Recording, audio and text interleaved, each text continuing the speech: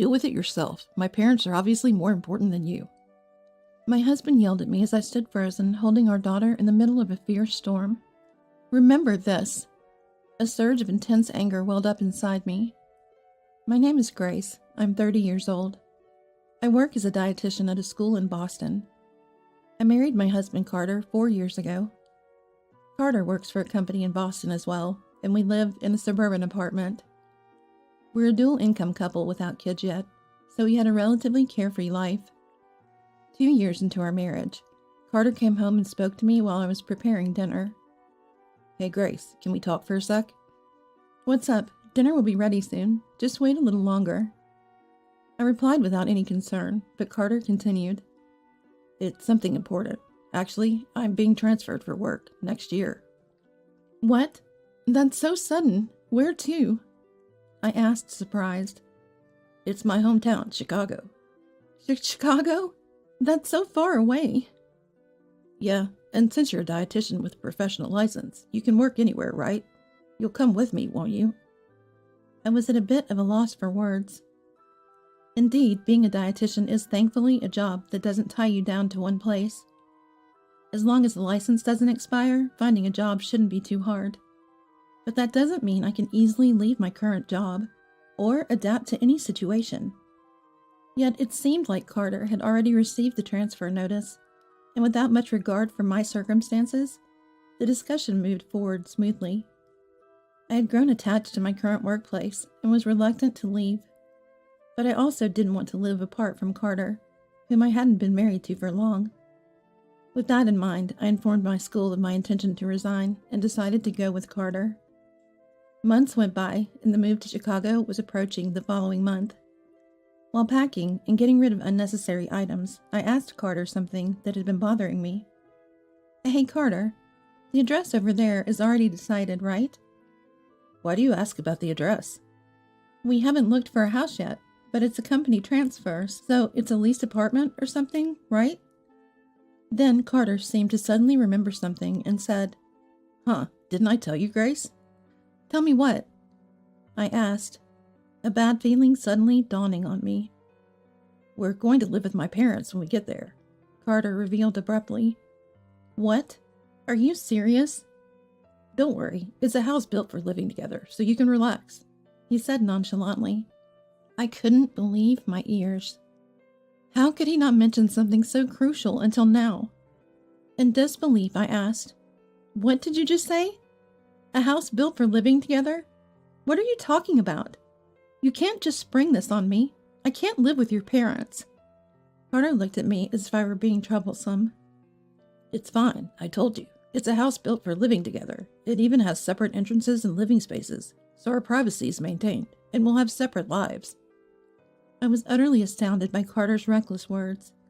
It's not just about that. There are so many other things. I stopped mid-sentence, suddenly concerned. Wait a minute.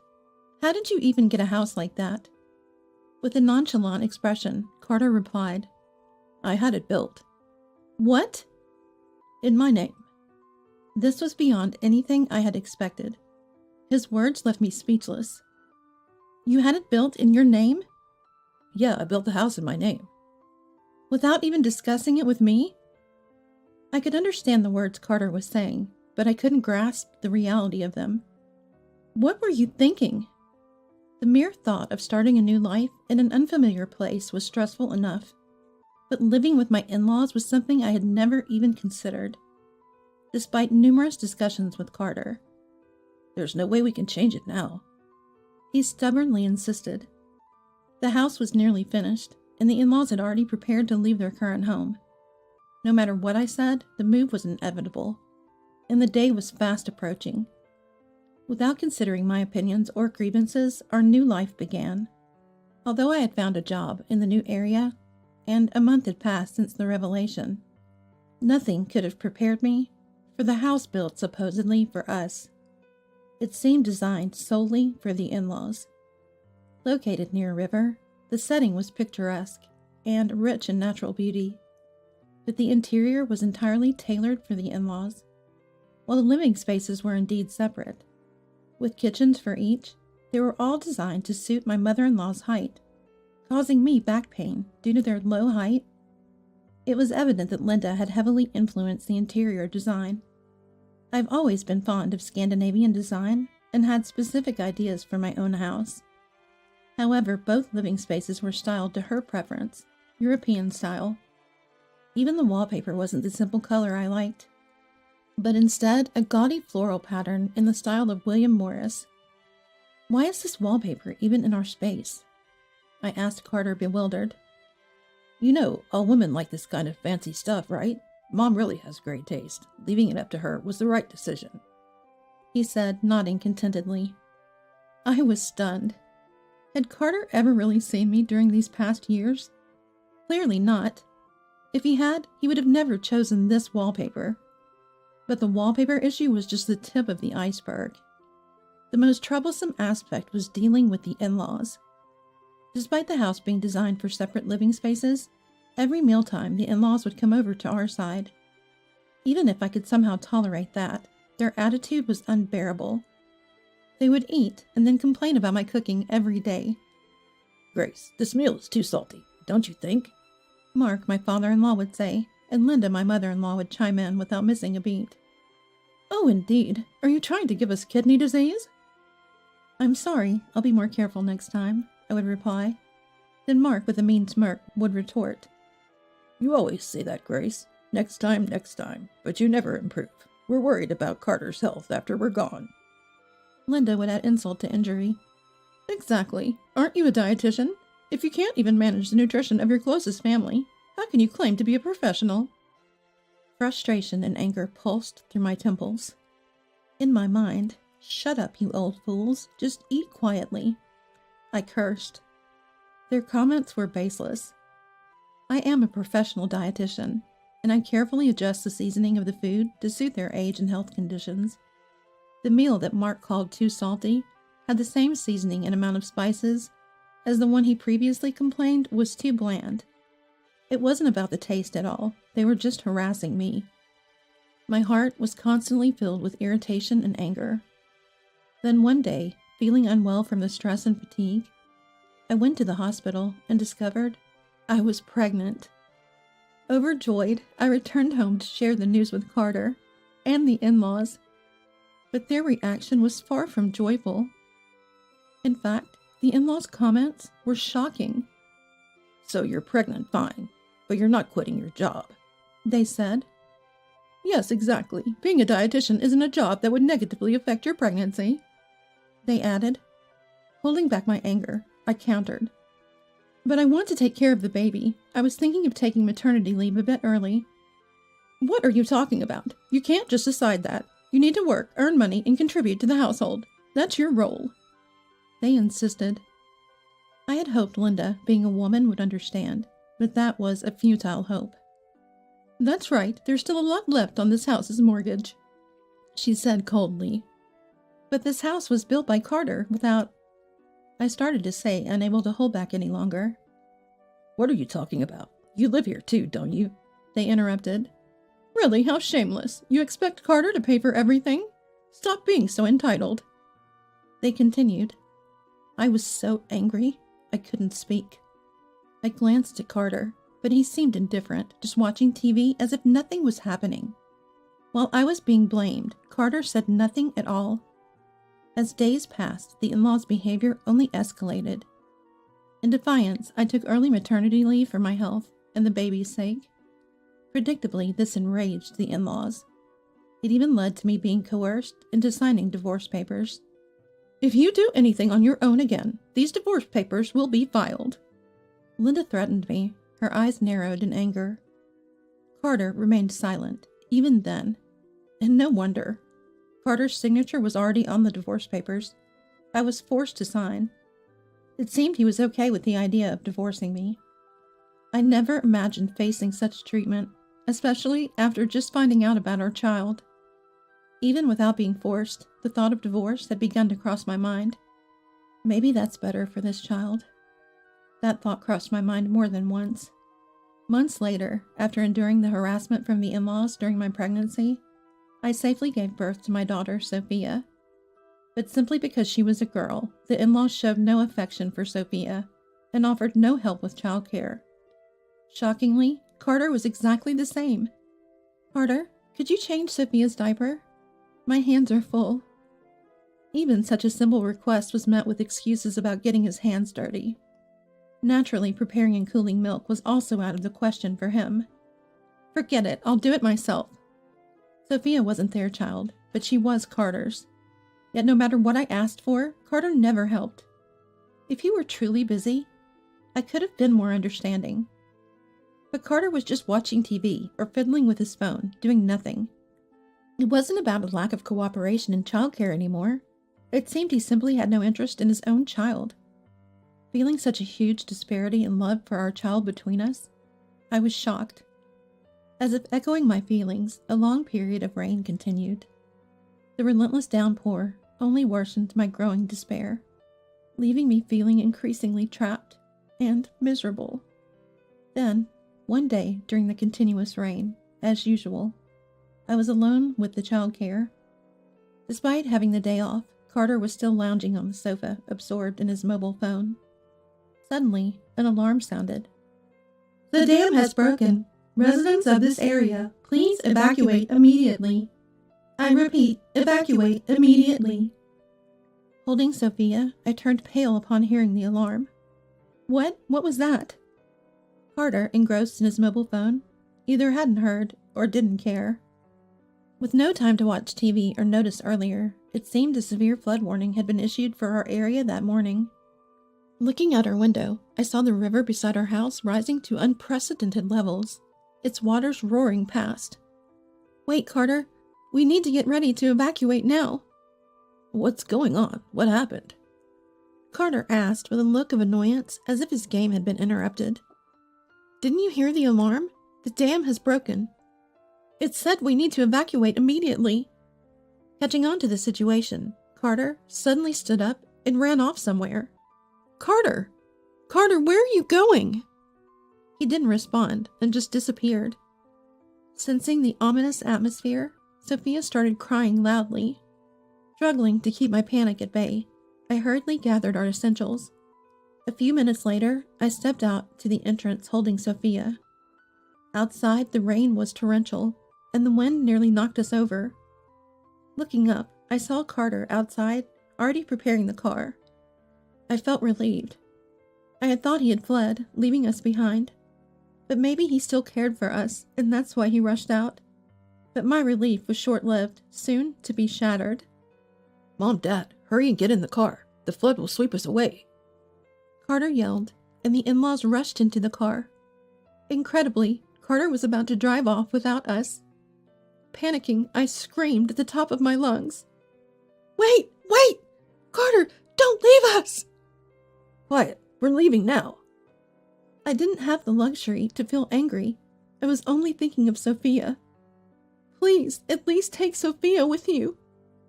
Our surroundings were chaos, filled with panicked people, the sound of rain and wind, and Sophia's crying, drowning out my voice. Amidst all this, I couldn't believe what I heard Carter say, his voice carried by the wind. "Fend for yourself. My parents are obviously more important. I'm taking them to safety." "Wait, Carter, please." My desperate pleas were ignored, and Carter drove off. I tried to chase after them, but it was impossible to catch up. Holding Sophia, I stood there dazed. Suddenly, a sense of resignation overtook me. But at the same time, a rage and hatred I had never felt before exploded within me. "I curse you!" Drenched in the rain, I glared in the direction the car had gone. Screams and alarm sounds were everywhere. The sound of the river, louder than before, filled my ears. The water from the dam would reach us soon. I was ready to give up. "I'm sorry," I whispered to Sophia. Just then, "Hey, are you okay?" I turned to see an elderly man sticking his head out of a light truck. He parked beside me and rushed out of the vehicle, looking frantic. "Where's your family? Why are you left here?" "Never mind, just get in quickly." "Thank you." For every God that forsakes, there's one that saves. Thanks to this man, Sophia and I were miraculously rescued. After reaching a higher ground, looking down, I saw our house being swallowed by the river. Had we tried to escape on foot? Just thinking about it sent shivers down my spine. Overwhelmed with relief, I just sat down. Afterward, life at the shelter continued for a while. Everyone around was considerate of me with the baby, offering help. I almost forgot about my so-called family, feeling the warmth of strangers' kindness instead. Carter and the in-laws seemed to have gone to a different shelter. Officials checked for me. They should have known we were safe if they had looked, but they never contacted us. A few days later, when the water receded and it was safe, we were allowed to return home temporarily. It seemed Carter and his parents hadn't arrived yet. The first floor of what was once a new house was a tragic mix of water and mud. But luckily, our rooms were on the second floor, so our belongings were dry. I gathered what I needed. While searching for anything else to take, I found the divorce papers. Untouched by the dirt, thanks to the clear file they were in. It was now or never. Returning to live with those people was unthinkable. I decided to return to Boston and raise Sophie on my own. My actions were swift. After settling in the shelter for a while, I returned to Boston and filed the signed divorce papers. My old job took me back, as there happened to be an opening. At that moment, I was truly grateful for my professional qualifications. For a while, I stayed at a friend's house in Boston.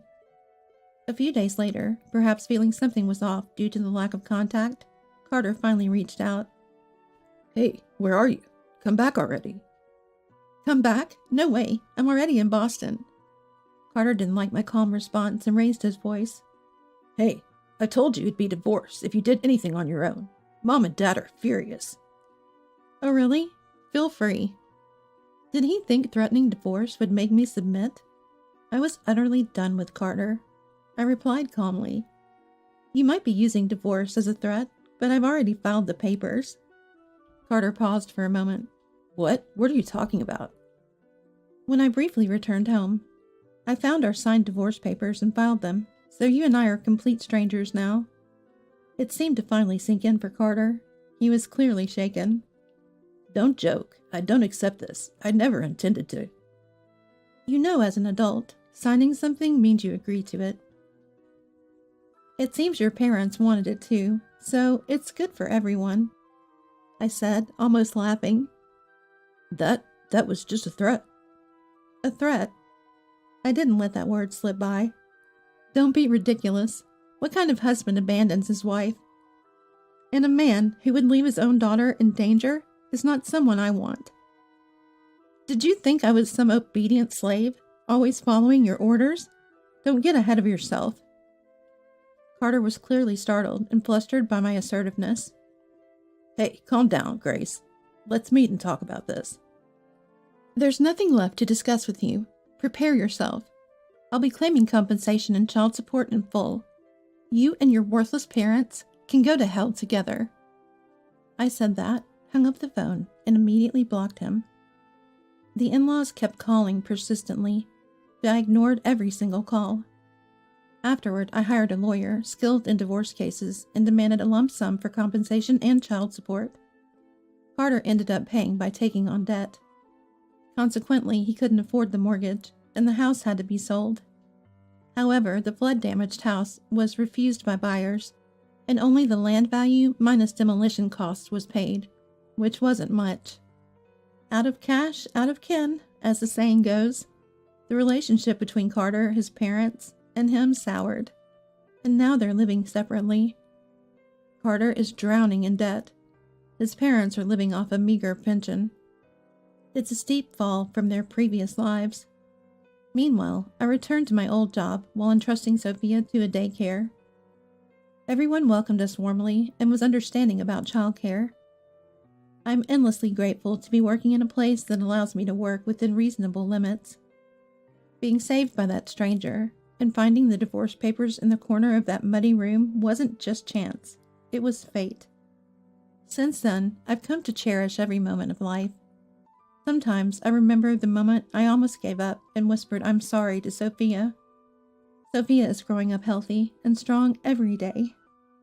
Every time I see her, I will always protect this child. I renew my vow.